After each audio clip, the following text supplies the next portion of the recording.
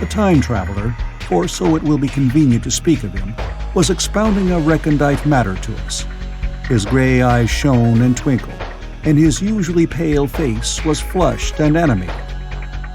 The fire burned brightly, and the soft radiance of the incandescent lights in the lilies of silver caught the bubbles that flashed and passed in our glasses.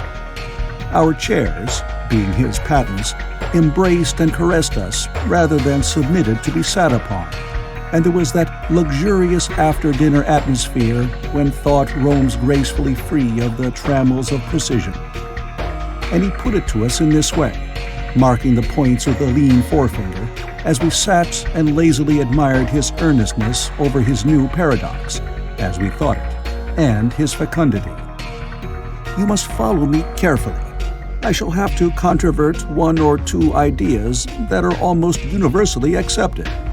The geometry, for instance, they taught you at school is founded on a misconception. Is not that a rather large thing to expect us to begin upon? Said Philby, an argumentative person with red hair. I do not mean to ask you to accept anything without reasonable ground for it. You will soon admit as much as I need from you. You know, of course, that a mathematical line, a line of thickness, nil, has no real existence. They taught you that? Neither has a mathematical plane. These things are mere abstractions. That is all right, said the psychologist. Nor, having only length, breadth, and thickness, can a cube have a real existence. There I object, said Philby. Of course a solid body may exist, all real things, so most people think. But wait a moment, can an instantaneous cube exist? Don't follow you, said Philby. Can a cube that does not last for any time at all have a real existence? Philby became pensive. Clearly, the time traveler proceeded, any real body must have extension in 4 directions. It must have length, breadth, thickness, and duration. But through a natural infirmity of the flesh, which I will explain to you in a moment, we incline to overlook this fact. There are really 4 dimensions, 3 which we call the 3 planes of space, and a 4th, time. There is, however, a tendency to draw an unreal distinction between the former 3 dimensions and the latter, because it happens that our consciousness moves intermittently in one direction, along the latter from the beginning to the end of our lives. That, said a very young man, making spasmodic efforts to relight his cigar over the lamp, that very clear indeed. Now, it is very remarkable that this is so extensively overlooked, continued the time traveler with a slight accession of cheerfulness. Really, this is what is meant by the 4th dimension, though some people who talk about the 4th dimension do not know they mean it. It is only another way of looking at time. There is no difference between time and any of the 3 dimensions of space, except that our consciousness moves along it. But some foolish people have got hold of the wrong side of that idea. You have all heard what they have to say about this 4th dimension? I have not, said the provincial mayor. It is simply this, that space, as our mathematicians have it, is spoken of as having 3 dimensions, which one may call length, breadth, and thickness, and is always definable by reference to 3 planes, each at right angles to the others. But some philosophical people have been asking, why 3 dimensions particularly? Why not another direction at right angles to the other 3? And have even tried to construct a 4-dimension geometry. Professor Simon Newcomb was expounding this to the New York Mathematical Society only a month or so ago. You know how on a flat surface, which has only 2 dimensions, we can represent a figure of a 3-dimensional solid. And similarly, they think that by models of 3 dimensions, they could represent one of 4, if they could master the perspective of the thing. See? I think so, murmured the provincial mayor, and knitting his brows, he lapsed into an introspective state, his lips moving as one who repeats mystic words. Yes, "I think I see it now," he said after some time, brightening in a quite transitory manner. "Well, I do not mind telling you, I have been at work upon this geometry of 4 dimensions for some time. Some of my results are curious. For instance, here is a portrait of a man at 8 years old, another at 15, another at 17, another at 23, and so on. All these are evidently sections, as it were, 3-dimensional representations of his 4-dimensional being, which is a fixed and unalterable thing. Scientific people," proceeded the time traveler, after the pause required for the proper assimilation of this, "know very well that time is only a kind of space.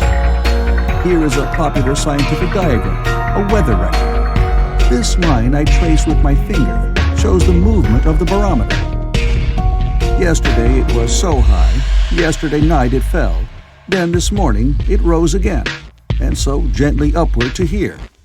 Surely the mercury did not trace this line in any of the dimensions of space generally recognized.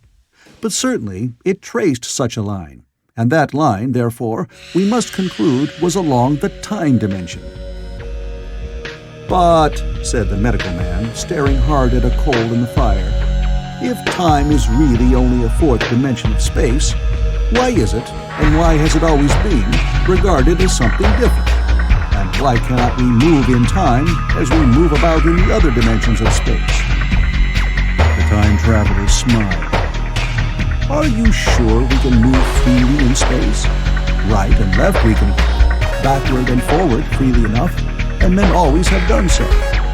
I admit we move freely in 2 dimensions. But how about up and down?